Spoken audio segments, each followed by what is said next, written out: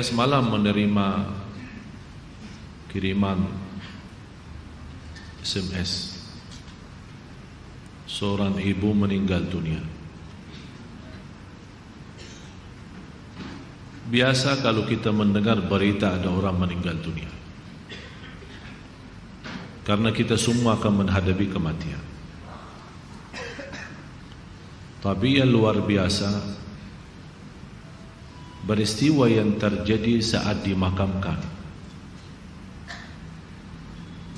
Anaknya menceritakan saat dimakamkan di antara kekuburan, begitu mendekati kuburan tempat ibunya, malah semua jamaah yang ada di saat itu sangat terasa harumannya kuburan itu.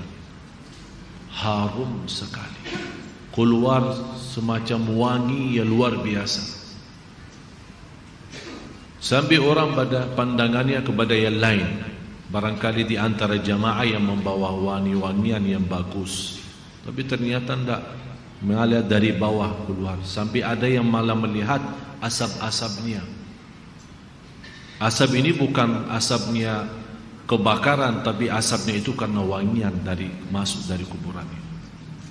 Sampai dikuburkan, malah kata anaknya, begitu saya sendiri yang nurun memakamkan, mengkuburkan ibu saya, sampai saya dan tangan saya sendiri membawakan tanahnya menutupi kuburannya. Pulang ke rumah saya mandi dan mencuci tangan dengan sabun, tapi masih terasa tangan saya harumnya luar biasa, sampai tidak bisa kehilangan. 3 malam masih tersimpan harumnya itu. Saya bertanya lewat SMS, apa kelebihan ibu kamu? Dia bilang, ibu saya biasa, malah orang awam, bukan wanita yang apa gitu, awam-awam biasa. Tapi setahu saya, ibu tidak pernah tidur sebelum membaca surat Al-Mulk, Tabarakalladzi biyadihil mulk. Saya langsung menjawab, itulah yang Allah hantarkan kepada ibu kamu. Dan inilah berita gembira bagi kita semua, sesuai janjian Rasulullah sallallahu alaihi wasallam. 30 ayat syafa'at li sahibiha min adzabil qabr. 30 ayat yang telah membawakan syafaat bagi orang diselamatkan dari siksa kubur.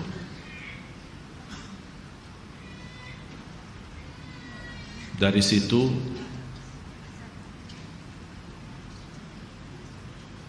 seperti kebiasaan, ambil wudu, saya witir duluan, kemudian tidur. Apa yang saya lihat dalam mimpi? Bapak ibu, yang saya lihat diri saya sendiri di dalam kubur. Sangat gelap, ngeri, malah terasa seramnya luar biasa, sampai tidak bisa saya bayangkan di saat itu. Tapi tiba-tiba sampai saya di situ merasa ketakutan dan kesepian, muncul sebuah cahaya di dalam kubur sendiri itu. Dan saya berteriak, siapa kamu yang membawa cahaya itu? Dia langsung sendiri cahaya berkata, saya surat Al-Mulk, Tabarakalladzi biyadihil mulk. Saya sendiri di malam itu tidak sempat membaca. Saya bangun kaget. Saya ambil wudhu lagi dan membaca surat Al-Mulk, baru saya tidur lagi.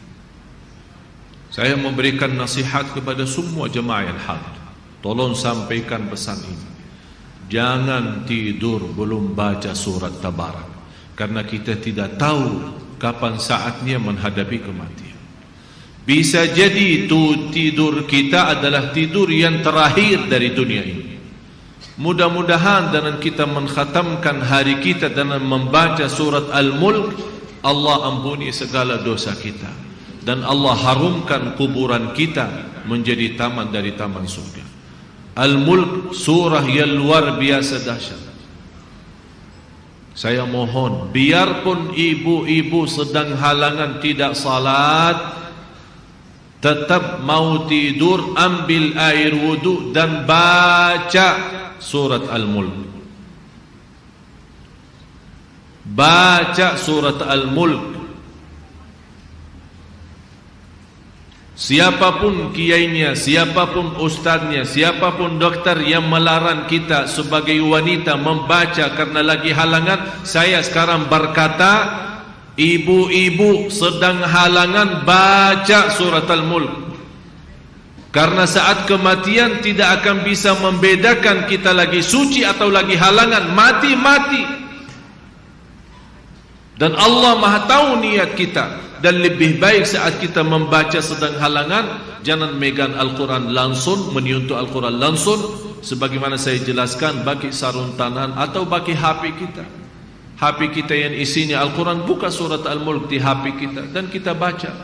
Karena di situ Anda bukan megang Quran tapi megang HP. Begitulah kita rasakan. Kalau ya Allah, seandainya Engkau mencabut nyawa saya di malam ini, saya sedang halangan, tapi ya Allah, saya membaca surat Al-Mulk. Niatkan diselamatkan ya Allah dari siksa kubur. Dan harus kita yakini, kita di umur kita di dunia kubur jauh lebih panjang daripada umur kita di dunia. Bisa malah ratusan tahun. Ada yang sudah di alam kubur 1000 tahun. Ada yang lebih, kira-kira bisa terbayang 1000 tahun. Apalagi umat yang terdahulu. Oleh karena itu jamaah sekalian, waspadalah, berhati-hatilah. Marilah kita sama-sama menjaga kebaikan itu. Karena sungguh inna rahmatallahi qaribun minal muhsinin. Sungguh rahmat Allah sangat dekat bagi orang yang berbuat baik. Sangat jarak kita menuju ke akhirat sangat dekat, sangat-sangat dekat. Malah jauh lebih dekat daripada rencana kita besok. Jarak kita ke akhirat, jarak kita masuk kubur jauh lebih dekat daripada rencana kita besok. Malah kematian itu jauh lebih mendadak dan lebih cepat daripada kita mengambil suapan makanan.